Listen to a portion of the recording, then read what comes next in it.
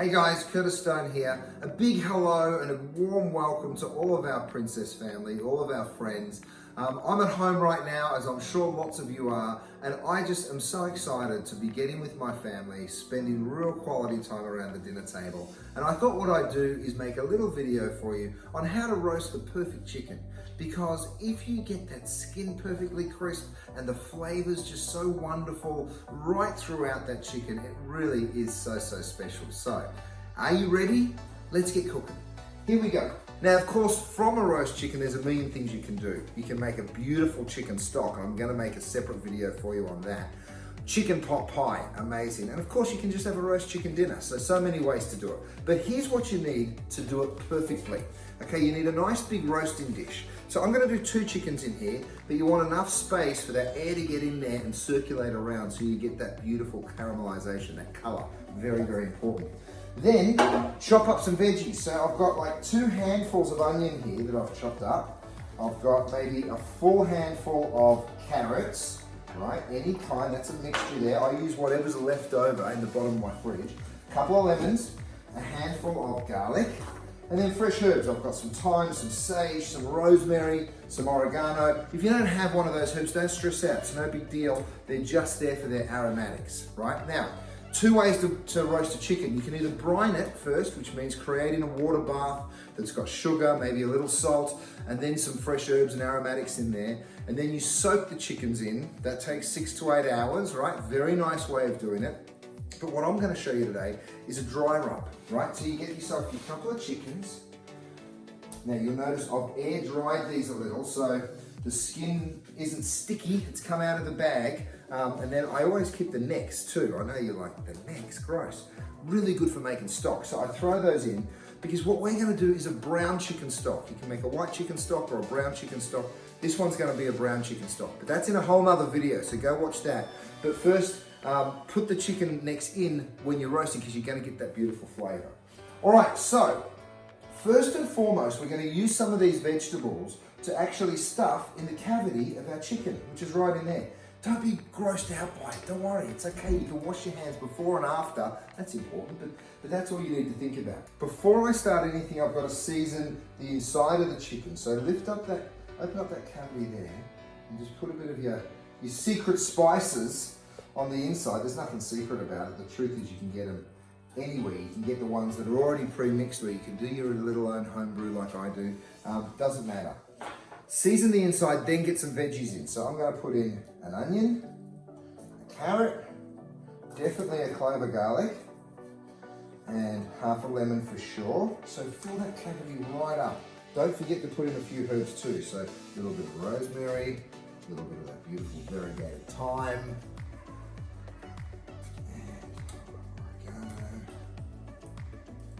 beautiful. Right, your chickens are stuffed. Now, you're not necessarily going to eat that stuff. It's just there to flavor the inside.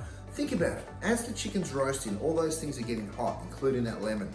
That citric acid starting to come out of the zest. That beautiful juice is starting to break down. So all those flavors will permeate through the chicken, which is going to be delicious. Now it's time to season the outside of the bird. So here's what I do. I get the chicken just like this, and I make sure that I tie the legs together, right? So what's gonna happen is that's gonna hold the chicken in a really nice way. So all you need for that is just a little bit of butcher's twine.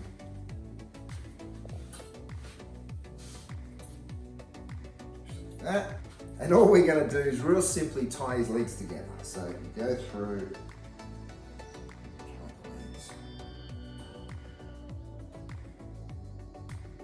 go around twice. Nice and firm, just like that. And you'll see how what should happen is you get a really nice shape to the chicken, which is really cool. Now, some people will tell you to poke the little tips of the wings in under like that. I actually like to leave them out because then they get more caramelization on them, and I think that's a good thing. So I just leave mine. I know it's not as neat when they're roasting, but I don't care. I want to worry about the flavor. Right, we are. So, we're getting close. We're almost ready to stick it in the oven. So next, let's just pull our roasting dish over here, pop the chickens over the veggies, Then what we're going to do is add the dry rub, right? So that beautiful flavor that we got there, smoked paprika, a couple of different seeds. Of course, there's some onion and some garlic powder in there if you want. A little bit of salt for sure. And then here's what you do. You pick the chicken up like that, and you just go ahead and throw that all over. And then give it a bit of a rub. That's why they call it a dry rub. It's dry spice, and you give it a bit of a rub. Flip it over. Same deal.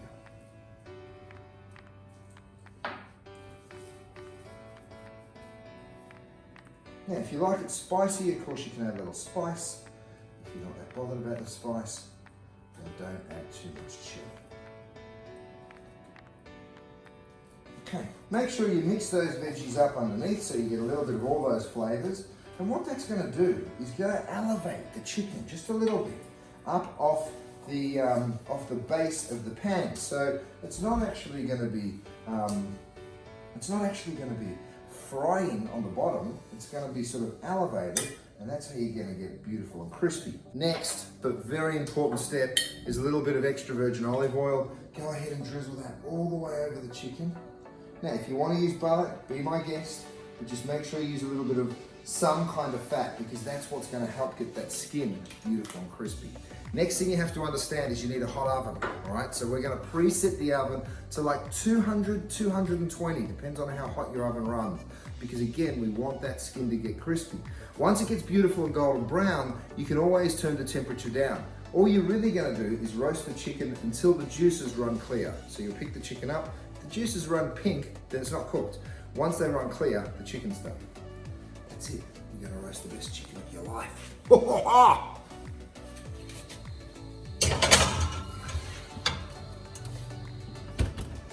About an hour and 10 minutes. Wow, this house is going to smell unbelievable, man.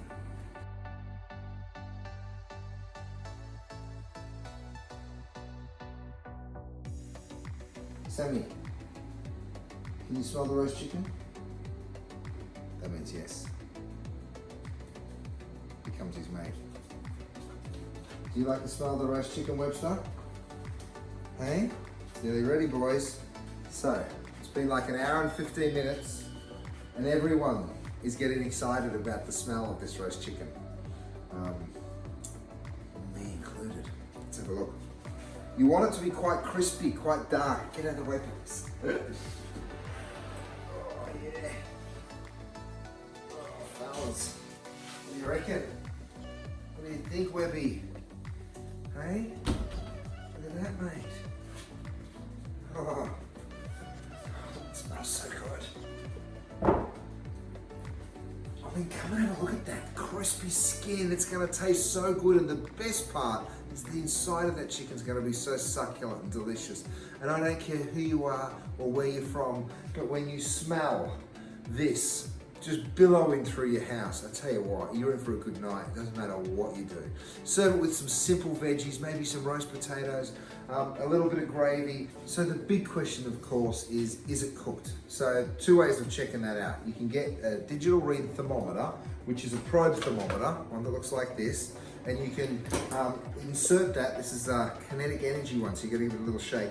You insert that into the thickest part of the chicken. So you can insert that into the thigh, and then I've got this set to, you're looking for like 160 for it to be safe in Fahrenheit, or like 75 for it to be safe in Celsius. So like we are well above that. So we know this chicken is beautifully cooked. Sorry, I didn't have that far enough. Yeah, let me do that again. Okay, so we're looking for like 170, 165. Yeah, beautiful. We're in a good place. But if you want another little double check, all you need to do is stick your tongs into your chicken like this, and then just lift her up, and the juices should run clear. So see how I'm lifting that up? See those juices there? If they were pink, this chicken wouldn't be cooked, but they're not. They're clear. So I know it's beautifully cooked. Next, the most important part, of course, is how this chicken's gonna taste. So let me just lift this guy up. Oh yeah. And the best part is like even the underside of this chicken. Beautiful and golden. And let me just tell you, when you can hear how crispy and wonderful that is. Doesn't that sound incredible? Sounds good, it looks good. Best of all, it's gonna taste delicious. So if I cut into this, I mean, seriously, roast chicken happiness. Oh yeah. Perfectly cooked on the inside, beautiful and crispy on the outside. If I might say so myself. This is what's for dinner, and I'm pretty happy about it.